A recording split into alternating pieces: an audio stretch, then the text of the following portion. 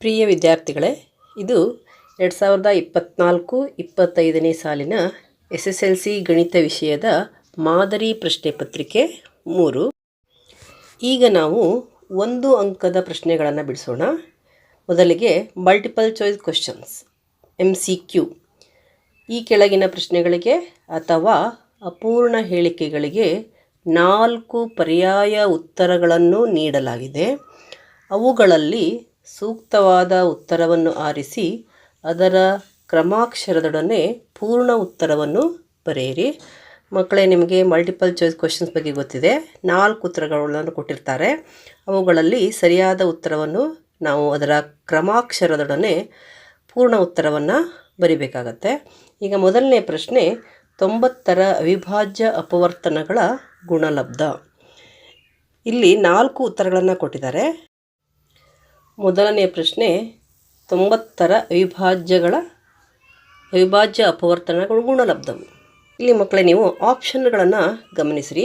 ಮೊದಲನೇದು 9 × 10 ಇದೆ, 90 ಆಗುತ್ತೆ. ಆದರೆ 9 ಮತ್ತು ಅವಿಭಾಜ್ಯ ಅಪವರ್ತನಗಳಲ್ಲ, ಅವಿಭಾಜ್ಯ ಸಂಖ್ಯೆಗಳಲ್ಲ. ನಿಮ್ಗೆ ಗೊತ್ತಿದೆ ಅವಿಭಾಜ್ಯ ಸಂಖ್ಯೆಗಳು ಅಂತಂದ್ರೇನು? ಕೇವಲ 1 ಮತ್ತು ಆ ಮಗ್ಗಿಯಲ್ಲಿ ಮಾತ್ರ ಇರ್ತವೆ.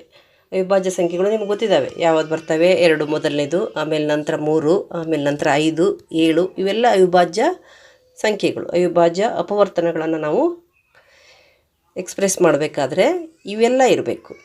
ಈಗ ಮೊದಲನೇದು ಅಲ್ಲ. ಇಲ್ಲಿ 6 × 15 ಇದು ಕೂಡ ಅಷ್ಟೇ. 6 ಮತ್ತು 15 ಅವಿಭಾಜ್ಯ ಅಪವರ್ತನಗಳಲ್ಲ, ಯಾಕಂದರೆ ಇವು ಸಂಯುಕ್ತ ಸಂಖ್ಯೆಗಳು. ಇವು ಕೂಡ ಸಂಯುಕ್ತ ಸಂಖ್ಯೆಗಳು. ಇಲ್ಲೂ 90 ಆಗತ್ತೆ, ಆದರೆ ಇದು ಉತ್ತರ ಅಲ್ಲ. ಮೂರನೇ ಉತ್ತರ ಏನು?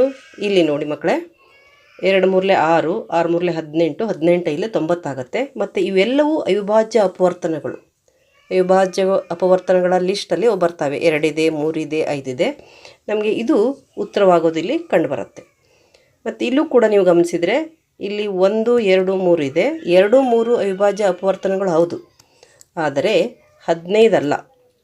ಅದಕ್ಕೆ ಇದು ಕೂಡ ಉತ್ತರ ಆಗಲ್ಲ. 1ಅನ್ನು ನಾವು ಅವಿಭಾಜ್ಯವಾಗಿಯೂ ತಗೊಳ್ಳಲ್ಲ ಮತ್ತು ಸಂಯುಕ್ತವಾಗಿಯೂ ತಗೊಳ್ಳಿಕ್ಕಾಗಲ್ಲ.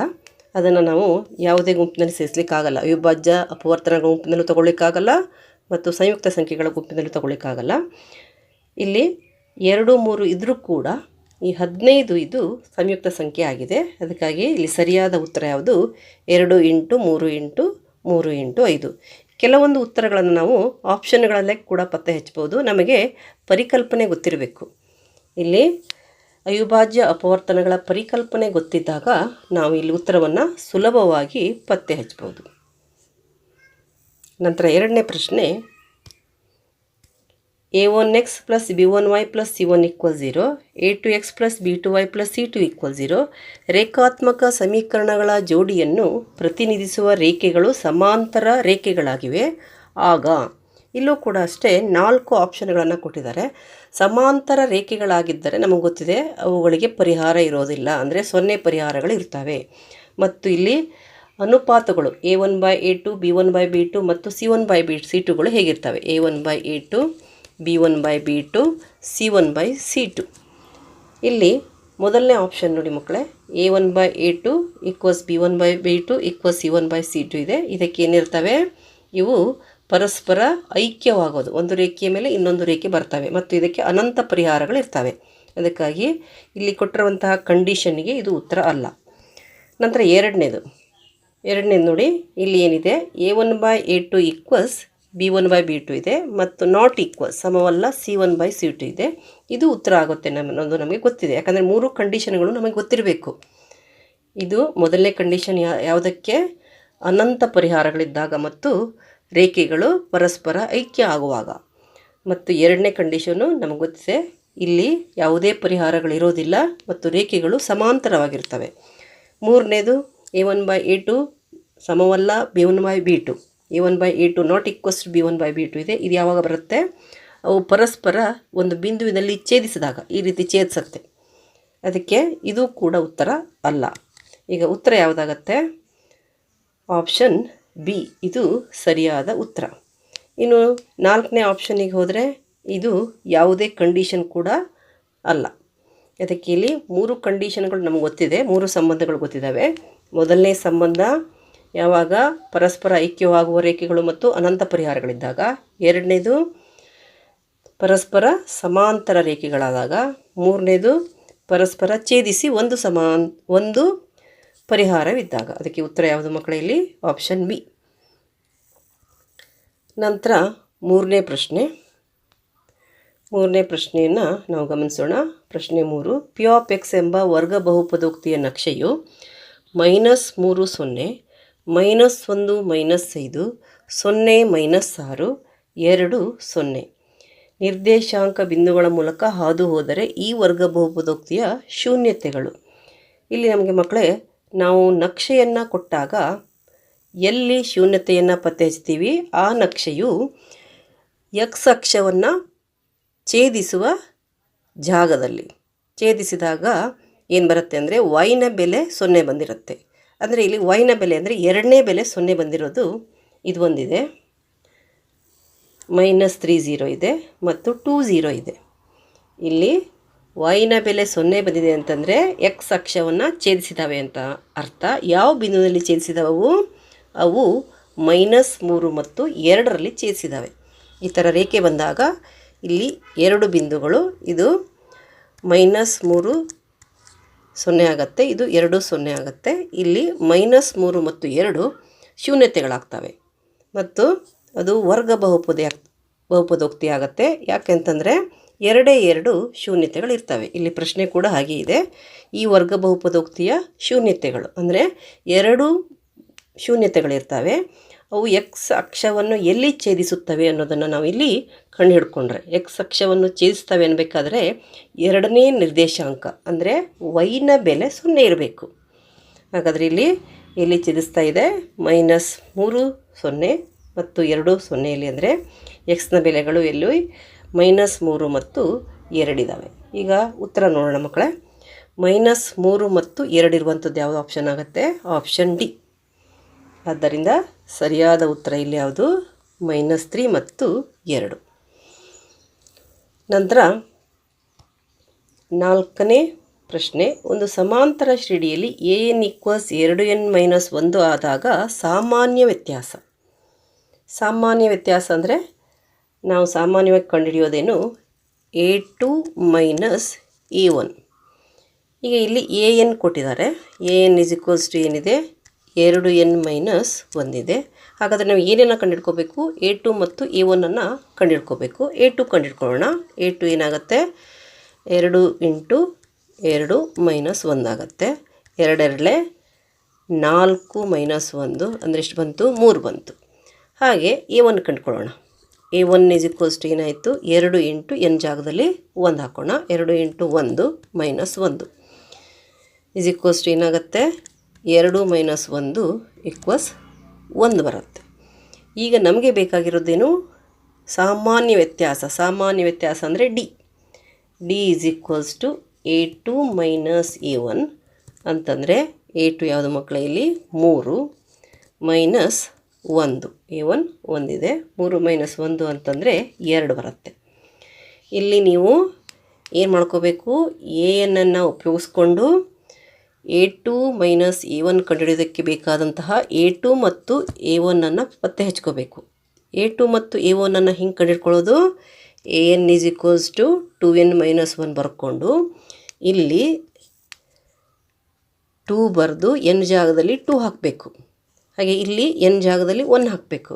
n ಜಾಗದಲ್ಲಿ 2 ಹಾಕಿದರೆ a2 ಕಂಡುಹಿಡಿಬೋದು, n ಜಾಗದಲ್ಲಿ 1 ಹಾಕಿದರೆ a1 ಕಂಡುಹಿಡಿಬೋದು. ನಮಗೆ ಸಿಕ್ಕಿದೆ 3 ಮತ್ತು 1. 3 - 1 ಮಾಡಿದಾಗ ಏನು ಸಿಕ್ತು? ಡಿನ ಬೆಲೆ, ಡಿ ಅಂತಂದರೆ ಸಾಮಾನ್ಯ ವ್ಯತ್ಯಾಸದ ಬೆಲೆ 2 ಸಿಕ್ಕಿದೆ. ಆದ್ದರಿಂದ ಉತ್ತರ ಯಾವುದು? Option A.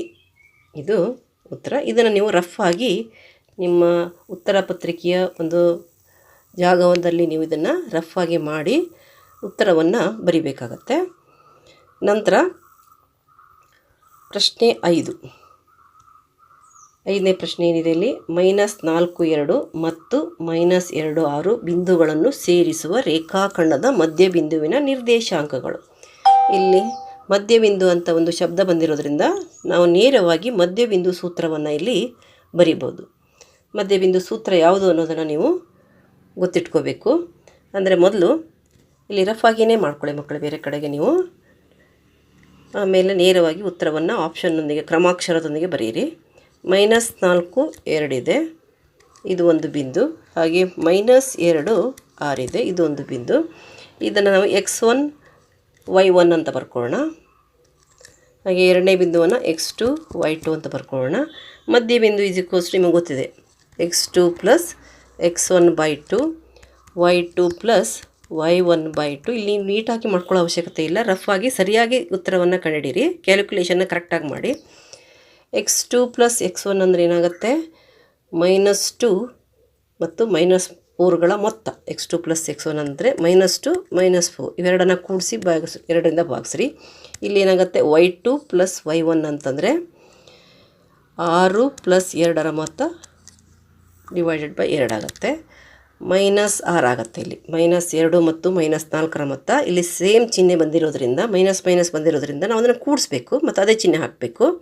-6/2 ಬರುತ್ತೆ. ಇಲ್ಲಿ 8/2 ಬರುತ್ತೆ. 6 ಮತ್ತು 2ರ ಮೊತ್ತ ಎಷ್ಟು, 8 ಬರುತ್ತೆ. ನಂತರ 6ಅನ್ನು 2ರಿಂದ ಭಾಗಿಸ್ರಿ. ಚಿಹ್ನೆ ಯಾವ್ದು ಬರುತ್ತೆ, ಇಲ್ಲಿ ಮೈನಸ್ ಬರುತ್ತೆ. 6ಅನ್ನು 2ರಿಂದ ಭಾಗಿಸಿದಾಗ 2 1 2 3 ಬಂತು, ಇದು 3.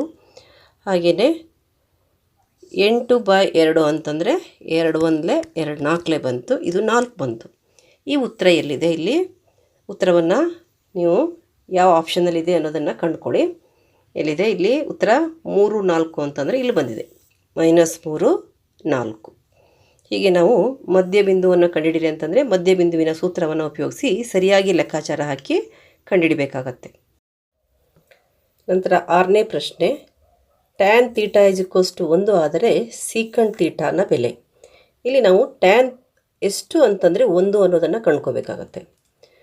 tan θ = 1 ಆದರೆ tan ಎಷ್ಟು ಅಂತಂದರೆ 1 ನಮಗೆ ಗೊತ್ತಿದೆ. tan 45 ಡಿಗ್ರಿ ಅಂದರೆ 1 ಅಂದರೆ ಥೀಟಾದ ಬೆಲೆ ಎಷ್ಟಾಯ್ತು, ಇಲ್ಲಿ 45 ಆಯಿತು. ಈಗ ನಾವು secant θ ಅಂತಂದರೆ secant 45 ಕಂಡುಹಿಡಿಬೇಕು. ಈಗ ನಿಮಗೆ secant 45 ಗೊತ್ತಿಲ್ಲದಿರ್ಬೋದು, ಇದರ ವ್ಯುತ್ಕ್ರಮ cos 45 ಗೊತ್ತಿದೆ. cos 45 ಎಷ್ಟು, cos 45 1/√2 ಆಗುತ್ತೆ. ಏನಾಗುತ್ತೆ, 1/√2 ಆಗುತ್ತೆ. ಅದರ ರೆಸಿಪ್ರೋಕಲ್, ಅದರ ವ್ಯುತ್ಕ್ರಮ ಅಂತಂದರೆ ಉಲ್ಟಾ ಬರಿಬೇಕು. ಇದರದ್ದು ಏನಾಗುತ್ತೆ, √2 ಆಗುತ್ತೆ. ಇಲ್ಲ ನೀವು ಇದನ್ನು ನೇರವಾಗಿ ಕೂಡ ನೆನಪಲ್ಲಿ ಇಟ್ಕೋಬಹುದು.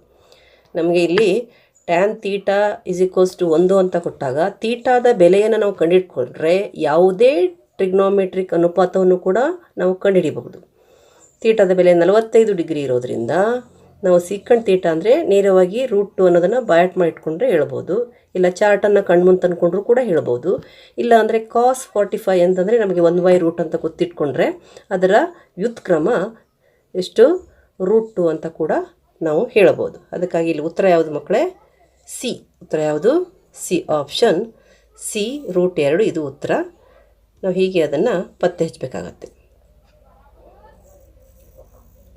ನಂತರ 7ನೇ ಪ್ರಶ್ನೆ ಏನು ಹೇಳಿದ್ದಾರೆ, ಒಂದು ಆಟಿಕೆಯನ್ನು ಅರ್ಧಗೋಳದ ಮೇಲೆ ಶಂಕುವನ್ನು ಕೂರಿಸಿ ಚಿತ್ರದಲ್ಲಿ ತೋರಿಸಿರುವಂತೆ ತಯಾರಿಸಲಾಗಿದೆ. ಆಟಿಕೆಯ ಘನಫಲವನ್ನು ಕಂಡುಹಿಡಿಯುವ ಸೂತ್ರ.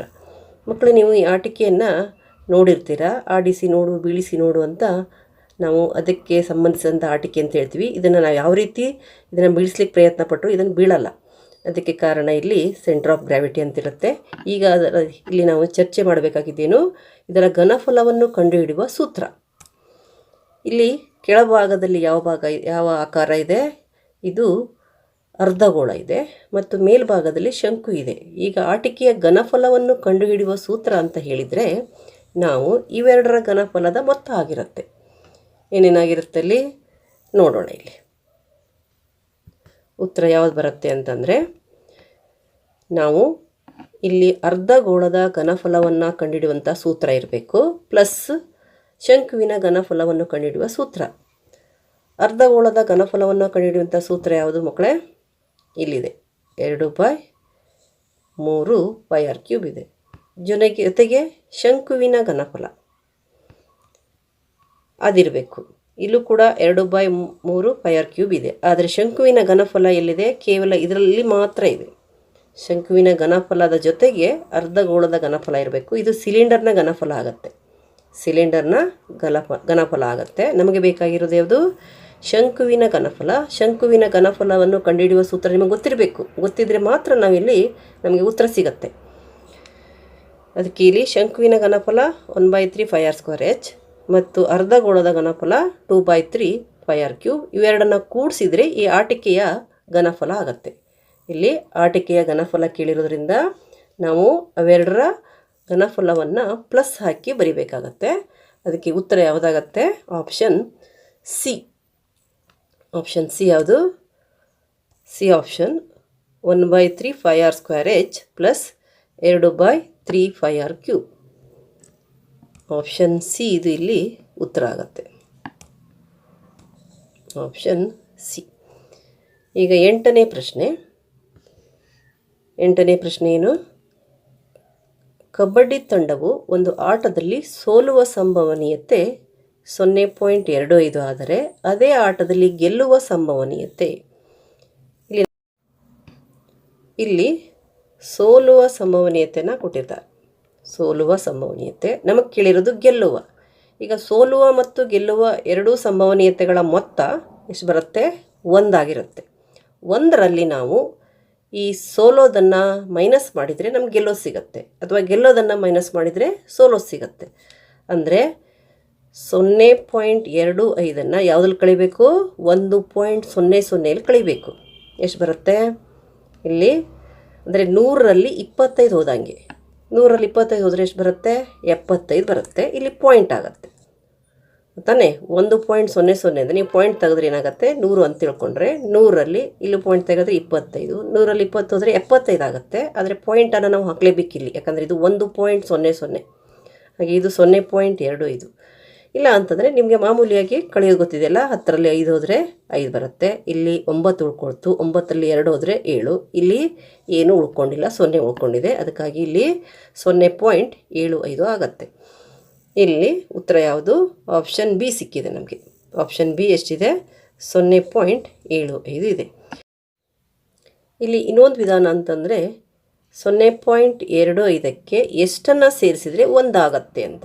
0.25ಕ್ಕೆ ಎಷ್ಟನ್ನು ಸೇರಿಸಿದರೆ 1 ಆಗುತ್ತೆ. 0.25ಕ್ಕೆ 0.75 ಸೇರಿಸಿದರೆ 1 ಆಗುತ್ತೆ ಅಂತ ನಮ್ಗೆ ಗೊತ್ತಿರಬೇಕು. ಅಂದರೆ 25 + 75 100. ಅಂದರೆ 0.25 0.25 + 0.75 ಅಂತಂದ್ರೂ ಕೂಡ 1 ಆಗುತ್ತೆ. ಆ ರೀತಿಯೂ ಕೂಡ ನೀವು ಪತ್ತೆ ಹಚ್ಬೋದು. ಆದರೆ ನಿಮಗೆ ಈ ಸೋಲುವ ಗೆಲ್ಲುವ ಈ ಎರಡೂ ಸಂಭವನೀಯತೆಗಳ ಮೊತ್ತ 1 ಅಂತ ಗೊತ್ತಿರಬೇಕು. ಅಂದರೆ P(e) + P(e) ಅಲ್ಲ, ನಾಟ್ ಇ ಅಂತ ಹೇಳ್ತೀವಿ. ಅವುಗಳ ಮೊತ್ತ ಎಷ್ಟಿರುತ್ತೆ? 1 ಇರುತ್ತೆ. ಸೋಲೋದು ಕೇಳಿದರೆ ಕೂಡ 1ರಲ್ಲಿ ಕಳಿಬೇಕು, ಗೆಲ್ಲೋದು ಕೇಳಿದರೂ ಕೂಡ 1ರಲ್ಲಿ ಕಳಿಬೇಕು ಕೊಟ್ಟಂಥದ್ದನ್ನು. ಹಾಗಾದರೆ ಇಲ್ಲಿ ಉತ್ತರ ಯಾವುದು ಮಕ್ಕಳೇ?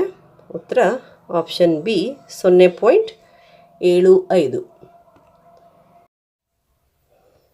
ಈಗ 2ನೇ ಮುಖ್ಯ ಪ್ರಶ್ನೆ, ಕೆಳಗಿನ ಪ್ರಶ್ನೆಗಳಿಗೆ ಉತ್ತರಿಸಿ ಅಂತಿದೆ. ಅದರಲ್ಲಿ ಮೊದಲನೇ ಪ್ರಶ್ನೆ ಅಂದರೆ 9ನೇ ಪ್ರಶ್ನೆ, 7 ಮತ್ತು 12ರ ಮ ಸ ಬರೆಯಿರಿ. ಈಗ ಮ ಸ ಅಂತಂದರೆ ಮಹತ್ತಮ ಸಾಮಾನ್ಯ ಅಪವರ್ತನ ಅಂತ ಅರ್ಥ. ಸಾಮಾನ್ಯ ಅಪವರ್ತನಗಳಲ್ಲಿ ಮಹತ್ತಮ ಅಂದರೆ ಗರಿಷ್ಠವಾಗಿರೋದು ಯಾವುದು ಅದನ್ನು ಬರೀಬೇಕು. ಈಗ ಇಲ್ಲಿ ನಾವು 7 ಮತ್ತು 12 ಇವು ಯಾವುದೇ ಮಗ್ಗಿಯಲ್ಲಿ ಇರೋದರಿಂದ ಸಹ ಅವಿಭಾಜ್ಯಗಳು. ಅಂದರೆ ಇವು ಕೇವಲ 1ರ ಮಗ್ಗಿಯಲ್ಲಿ ಮಾತ್ರ ಬರುತ್ತೆ. ಅದಕ್ಕಾಗಿ ಮ ಸಹ 1 ಆಗುತ್ತೆ. ಈಗ ನೀವೇನು ಬರಿಬೋದು? 7 ಮತ್ತು 12ರ ಮ ಸಹ 1.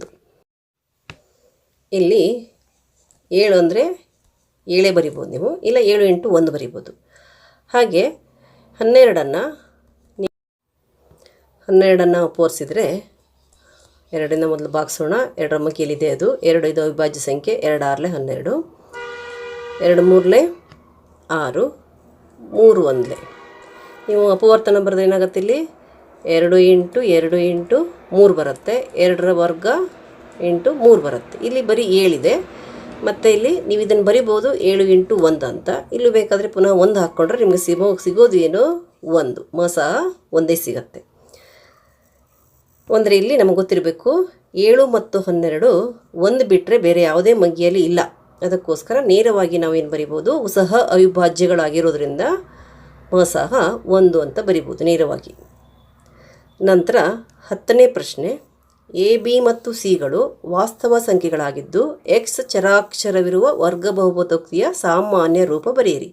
ಮಕ್ಕಳು ನೀವು ಕಲ್ತಿದ್ದೀರಾ ವರ್ಗ ಬಹುಪದೋಕ್ತಿಯ ಸಾಮಾನ್ಯ ರೂಪ, ಅದನ್ನೇ ಬರೆದ್ರಾಯ್ತಿಲ್ಲಿ. ಅಲ್ಲಿ ನೀವು ಬರೆಯುವಾಗ ಎ ಬಿ ಸಿಗಳನ್ನೇ ಉಪಯೋಗಿಸ್ತೀರಾ, ಚರಾಕ್ಷರವನ್ನು ಎಕ್ಸ್ ಅಂತಲೇ ಉಪಯೋಗಿಸಿ ಪದೇ ಪದೇ ಬರಿತಾ ಇದ್ದೀರಾ. ಅದಕ್ಕೆ ನೀವು ಏನು ಬರಿಬೋದು, ಉತ್ತರ ಇಲ್ಲಿ A X square plus B X plus C. A X square plus B X plus C. A X square plus B X plus C ಇದು ವರ್ಗ ಬಹುಪದೋಕ್ತಿಯ ಸಾಮಾನ್ಯ ರೂಪ. ಚರಾಕ್ಷರ ಎಕ್ಸ್ ಮತ್ತು ಎ ಬಿ ಸಿಗಳು ವಾಸ್ತವ ಸಂಖ್ಯೆಗಳು. ಇದು ನೇರ ಪ್ರಶ್ನೆ. ನಂತರ ಮುಂದಿನ ಪ್ರಶ್ನೆ 11ನೇ ಪ್ರಶ್ನೆ, ವೃತ್ತ ಚತುರ್ಥಕದ ವಿಸ್ತೀರ್ಣ ಕಂಡುಹಿಡಿಯುವ ಸೂತ್ರ ಬರೆಯಿರಿ. ಇಲ್ಲಿ ನಾವು ವೃತ್ತ ಚತುರ್ಥಕ ಅನ್ನುವಂಥ ಶಬ್ದವನ್ನು ಗಮನಿಸಬೇಕು. ಚತುರ್ಥಕ ಅಂದರೆ ವೃತ್ತದ 4ನೇ ಒಂದು ಭಾಗ. ವೃತ್ತದಲ್ಲಿ 4 ಭಾಗ ಮಾಡಿದರೆ ಅದರಲ್ಲಿ ಒಂದು ಭಾಗವನ್ನು, 4ನೇ ಒಂದು ಭಾಗವನ್ನು ನಾವೇನಂತ ಹೇಳ್ತೀವಿ, ಚತುರ್ಥಕ ಅಂತ ಹೇಳ್ತೀವಿ. ಈಗ ಇಲ್ಲಿ ನಿಮ್ಗೆ ಗೊತ್ತಿದೆ ವೃತ್ತದ ವಿಸ್ತೀರ್ಣದ ಸೂತ್ರ 5r² ಆಗುತ್ತೆ. ಚತುರ್ಥಕ ಅಂದರೆ ಅದರಲ್ಲಿ 4 ಭಾಗ ಅಂತಂದರೆ 5r²/4. ನೇರವಾಗಿ ಇದನ್ನು ನೀವು ಬರಿಬೋದು. ಇಲ್ಲಿ ಇಲ್ಲವಾದಲ್ಲಿ ನೀವು ಇನ್ನೊಂದು ವಿಧಾನ ಅಂತಂದರೆ ನಿಮಗೆ ಗೊತ್ತಿದೆ ತ್ರಿಜ್ಯಾಂತರ ಖಂಡ ಅಂತ. ಇಲ್ಲಿ ಚತುರ್ಥಕ ಅಂದರೆ ಒಂದು ತ್ರಿಜ್ಯಾಂತರ ಖಂಡ. ಇಲ್ಲಿ ತೀಟಾ ಎಷ್ಟಿರುತ್ತೆ, ತೀಟಾ 90 ಡಿಗ್ರಿ ಇರುತ್ತೆ. ನೀವು ತೀಟಾ 90 ಡಿಗ್ರಿ ತೊಗೊಂಡ್ರೆ ತೀಟಾ/360 × 5r² ಉಪಯೋಗಿಸಿದ್ರು ಕೂಡ ಅದೇ ಉತ್ತರ ಬರುತ್ತೆ. ತೀಟಾಕ್ಕೆ 90 ಹಾಕಿರ್ತೀರ, /360 × 5r². 90 1 94 91 94 ಬೇಕಂದರೆ ಅಂದರೆ 94 36. ಪುನಃ ನಿಮಗೆ ಅದೇ ಸಿಗುತ್ತೆ 1/4 × 5r². ಅದಕ್ಕೆ ನೀವು ಇಲ್ಲಿ ನೇರವಾಗಿ ಉತ್ತರವನ್ನು ಬರೀಬೋದು. ವೃತ್ತ ಚತುರ್ಥಕದ ವಿಸ್ತೀರ್ಣ, ವೃತ್ತ ಚತುರ್ಥಕದ ವಿಸ್ತೀರ್ಣ ಈಕ್ವಲ್ಸ್ ಏನು, 5r²/4 ಅಥವಾ 1/4 × 5r², ಏನನ್ನಾದರೂ ಬರಿಬೋದು. ಒಟ್ಟು 5r²/4, 4ನೇ ಒಂದು ಭಾಗ. ವೃತ್ತದ ವಿಸ್ತೀರ್ಣದ 4ನೇ ಒಂದು ಭಾಗ. ವೃತ್ತ ಚತುರ್ಥಕದ ವಿಸ್ತೀರ್ಣ ಅಂದರೆ ವೃತ್ತದ ವಿಸ್ತೀರ್ಣದ 4ನೇ ಒಂದು ಭಾಗ. ಈಗ 12ನೇ ಪ್ರಶ್ನೆ, ತ್ರಿಜ್ಯ r ಮತ್ತು ಎತ್ತರ h ಆಗಿರುವ ಸಿಲಿಂಡರ್ನ ಘನಫಲ ಕಂಡುಹಿಡಿಯುವ ಸೂತ್ರ ಬರೆಯಿರಿ. ಮಕ್ಕಳೇ ಮತ್ತೆ ಇದು ನೇರ ಪ್ರಶ್ನೆ. ನೀವು ಎಲ್ಲ ಸೂತ್ರಗಳನ್ನು ಕಲ್ತಿಟ್ಕೊಂಡ್ರೆ ನಿಮಗೆ ಸಮಸ್ಯೆ ಆಗಲ್ಲ. ನೀವು ತಕ್ಷಣ ಉತ್ತರವನ್ನು ಬರಿಬೋದು. ಇಲ್ಲಿ ತ್ರಿಜ್ಯ r ಇದೆ ಮತ್ತು ಎತ್ತರ h ಇದೆ. ಸಿಲಿಂಡರ್ನ ಘನಫಲವನ್ನು ಕಂಡುಹಿಡಿಯುವ ಸೂತ್ರ ನೀವು ಕಲ್ತಿಟ್ಕೊಂಡಿರ್ತೀರ. ನೇರವಾಗಿ ನೀವು ಉತ್ತರವನ್ನು ಬರಿಬೋದು. ಏನಾಗುತ್ತಲ್ಲಿ, ಸಿಲಿಂಡರ್ನ ಘನಫಲ ಈಕ್ವಲ್ಸ್ ಸಿಲಿಂಡರ್ನ ಘನಫಲ ಈಕ್ವಲ್ಸ್ ಏನು ಮಕ್ಕಳೇ, ಅದು 5r²h. ಅಲ್ಲಿ ಆಪ್ಷನಲ್ಲಿ ನೋಡಿದ್ದೀರಾ 5r²h ಇದೆ. ಅದು ಸಿಲಿಂಡರ್ನ ಘನಫಲವನ್ನು ಕಂಡುಹಿಡಿಯುವಂಥ ಸೂತ್ರ. ಸಿಲಿಂಡರ್ನ ಘನಫಲ ಏನು, 5r²h. ಮುಂದಿನ ಪ್ರಶ್ನೆ 13ನೇ ಪ್ರಶ್ನೆ. ಏನದು 13ನೇ ಪ್ರಶ್ನೆ, ಮಧ್ಯಾಂಕ L + n/2 - f/f × h. ಈ ಸೂತ್ರದಲ್ಲಿ L ಏನನ್ನು ಪ್ರತಿನಿಧಿಸುತ್ತದೆ? ಮಕ್ಕಳೇ ನೀವು ಸೂತ್ರವನ್ನು ಕಲ್ತಿರ್ತೀರಾ ಮತ್ತು ಇಲ್ಲಿ ಮಧ್ಯಾಂಕದ ಸೂತ್ರ ಬರೆದ ನಂತರ L ಜಾಗದಲ್ಲಿ ಏನು ಬರೀತೀರಾ ಅಂತ ನಿಮಗೆ ಗೊತ್ತಿದೆ. L ಜಾಗದಲ್ಲಿ ಏನು ಬರೀತೀರಾ, ಮಧ್ಯಾಂಕ ಯಾವ ವರ್ಗಾಂತರದಲ್ಲಿ ಬರುತ್ತೋ ಆ ವರ್ಗಾಂತರದ ಕೆಳಮಿತಿಯನ್ನು ಬರಿತೀರಾ. ಅದಕ್ಕೆ L ಏನನ್ನು ಪ್ರತಿನಿಧಿಸುತ್ತೆ ಅಂದರೆ ಉತ್ತರ ಏನು ಬರಿತೀರಾ, ಮಧ್ಯಾಂಕವಿರುವ ವರ್ಗಾಂತರದ ಕೆಳಮಿತಿ. ಅದಕ್ಕೆ ಉತ್ತರ ಏನಿಲ್ಲಿ, L ಇದು ಮಧ್ಯಾಂಕವಿರುವ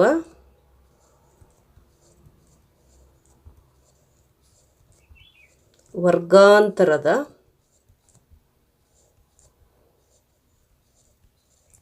ಕೆಳಮಿತಿಯನ್ನು ಪ್ರತಿನಿಧಿಸುವುದು.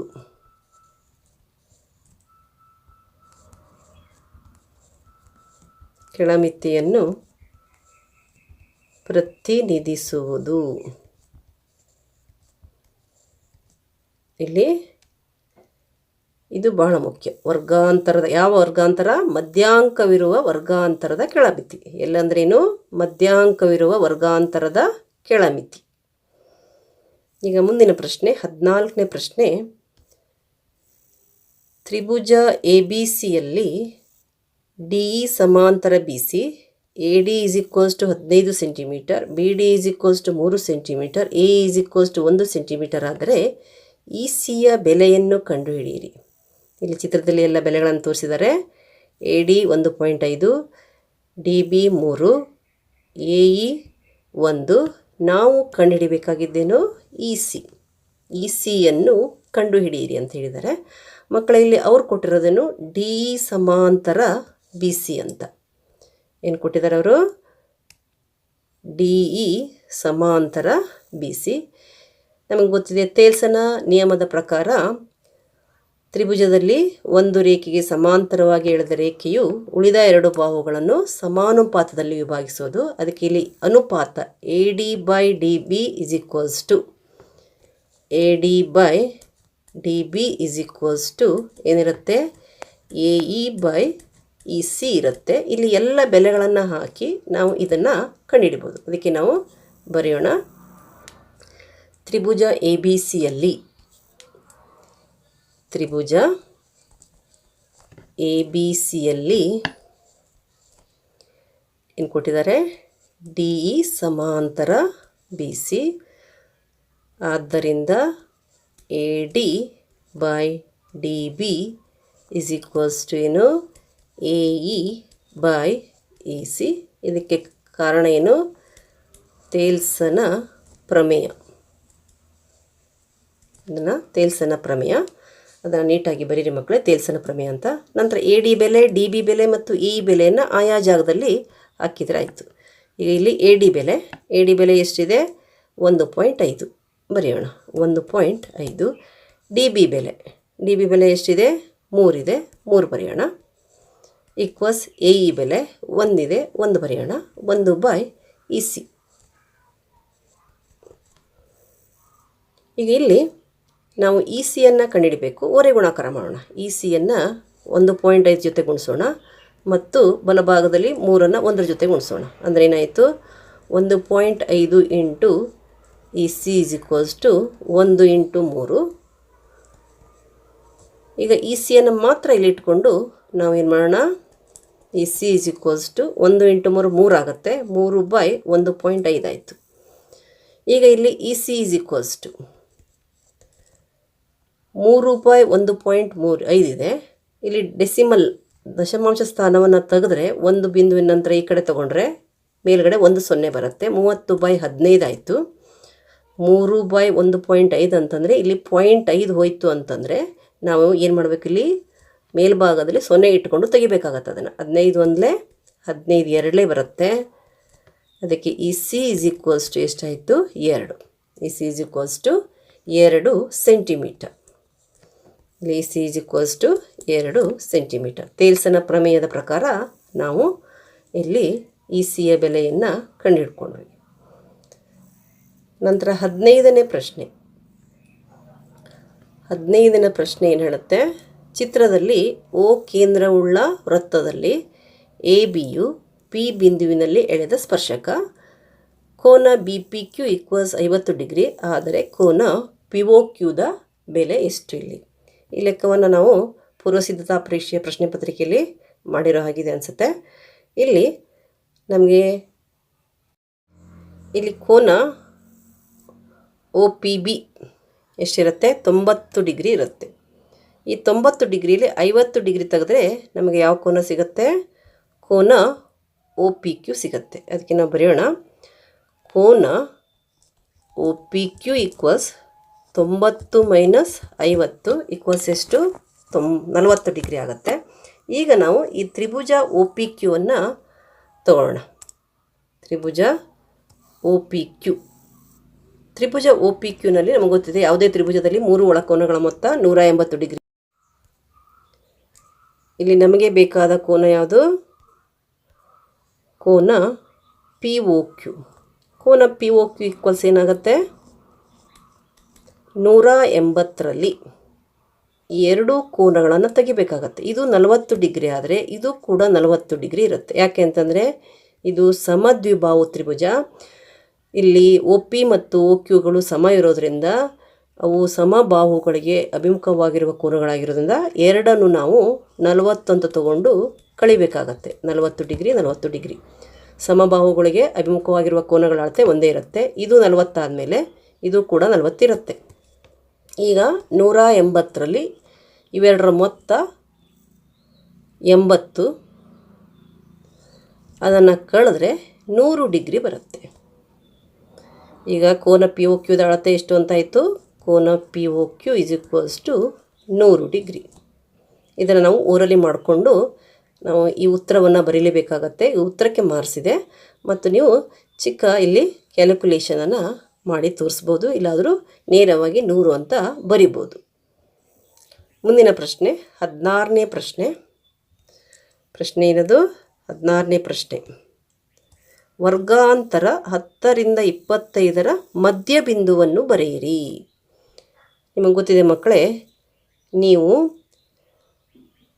ಸರಾಸರಿಯನ್ನು ಕಂಡುಹಿಡಿಯುವಾಗ ವರ್ಗಾಂತರದ ಮಧ್ಯಬಿಂದುವನ್ನು ಕಂಡುಹಿಡಿತೀರ. ಅದನ್ನು ಹೇಗೆ ಕಂಡುಹಿಡಿತೀರ ಅದನ್ನೇ ಇಲ್ಲಿ ನಾವು ಉಪಯೋಗಿಸ್ಬೇಕಾಗತ್ತೆ. ಅದೇ ವಿಧಾನದಿಂದ ನಾವು ವರ್ಗಾಂತರದ ಮಧ್ಯಬಿಂದುವನ್ನು ಕಂಡುಹಿಡಿಬೇಕಾಗತ್ತೆ. ಮಧ್ಯಬಿಂದು ಅಂದರೆ ಏನು ಮಾಡಬೇಕು? ಕೆಳಮಿತಿ ಮತ್ತು ಮೇಲ್ಮಿತಿಯನ್ನು ಕೂಡಿಸಿ 2ರಿಂದ ಭಾಗಿಸ್ಬೇಕು. ಮೇಲ್ಮಿತಿ ಪ್ಲಸ್ ಕೆಳಮಿತಿ ಬೈ 2 ಅಂದರೆ ನೀವು ಎಕ್ಸ್ ಐ ಅಂತ ಮಾಡ್ತೀರಲ್ಲ ಅದೇ ಇದು. 2ಅನ್ನು ಕೂಡಿಸಿ 2ರಿಂದ ಭಾಗಿಸ್ತೀರ. ಅದಕ್ಕೆ ಬರೆಯೋಣ. ವರ್ಗಾಂತರ 10ರಿಂದ 25ರ ಮಧ್ಯಬಿಂದು ಮ ಬಿ ಈಕ್ವಲ್ಸ್ ಏನು? ಇವೆರಡನ್ನು ಕೂಡಿಸೋಣ. 25 ಪ್ಲಸ್ 10 ಅಥವಾ 10 ಪ್ಲಸ್ 25. 25 plus 10 by 2. 25 ಪ್ಲಸ್ 10 ಅಂತಂದರೆ 35 ಬೈ 2 ಎಷ್ಟು ಬರುತ್ತೆ? 35ರ ಅರ್ಧ. ನೀವು ಭಾಗಿಸಿ ಬರೀರಿ 17.5 ಬರುತ್ತೆ. ಅಂದರೆ ನೀವು ನೇರವಾಗಿ 17.5 ಅಂತ ಕೂಡ ಓರಲಿ ಕ್ಯಾಲ್ಕುಲೇಟ್ ಮಾಡಿ ಬರಿಬೋದು. ಆದರೆ ಸರಿಯಾದ ಉತ್ತರವನ್ನು ಮಕ್ಕಳು ಬರೀಬೇಕಾಗತ್ತೆ.